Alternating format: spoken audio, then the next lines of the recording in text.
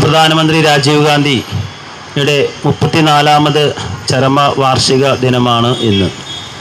ഇന്ത്യയെ പുതിയ യുഗത്തിലേക്ക് നയിച്ച, ഒരു വലിയ വികസന കുതിപ്പിലേക്ക് നയിച്ച, ഇന്ന് നമ്മൾ ഈ കാണുന്ന എല്ലാ സൗകര്യങ്ങളും എല്ലാവിധ സാങ്കേതിക വിദ്യകൾക്കും അടിത്തറയിട്ട ഒരു യുവ പ്രധാനമന്ത്രിയായിരുന്നു രാജീവ് ഗാന്ധി എന്ന് നമുക്കെല്ലാവർക്കും അറിയാം.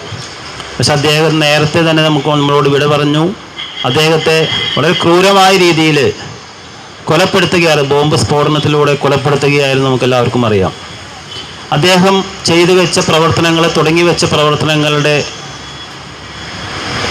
ഘട്ടഘട്ടമായുള്ള പ്രവർത്തനങ്ങൾ മാത്രമാണ് ഇപ്പോൾ നടന്നുകൊണ്ടിരിക്കുന്നത്.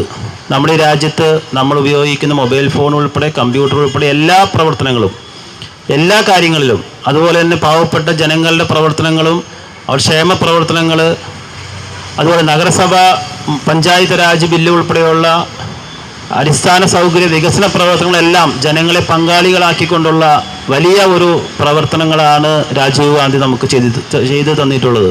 ആദരാഞ്ജലികൾ അർപ്പിക്കുകയാണ്. ഈ രാജ്യത്ത് വളർന്നു വരുന്ന വിദ്വേഷത്തിൻ്റെ, വിരോധത്തിൻ്റെ രാഷ്ട്രീയം ഇന്ത്യയുടെ സമൂഹത്തിൽ മുറിവുണ്ടാക്കി വീണ്ടും ഈ രാജ്യത്തിൻ്റെ ദേശീയ ബോധത്തെ പോലും മറ്റൊരു തലത്തിലേക്ക് തിരിച്ചുവിടാൻ ശ്രമിക്കുന്ന ഈ കാലഘട്ടത്തിൽ രാജീവ് ഗാന്ധിയുടെ ഓർമ്മകൾ നമ്മുടെ മനസ്സിൽ നമ്മുടെ രാജ്യസ്നേഹത്തെക്കുറിച്ച് പുതിയ ശക്തമായ ബന്ധത്തിലൂടെ നമ്മുടെ രാജ്യത്തിൻ്റെ ദേശസ്നേഹവും രാജ്യസ്നേഹവും വളർത്തിക്കൊണ്ടുവരാൻ നമുക്ക് സാധിക്കണം.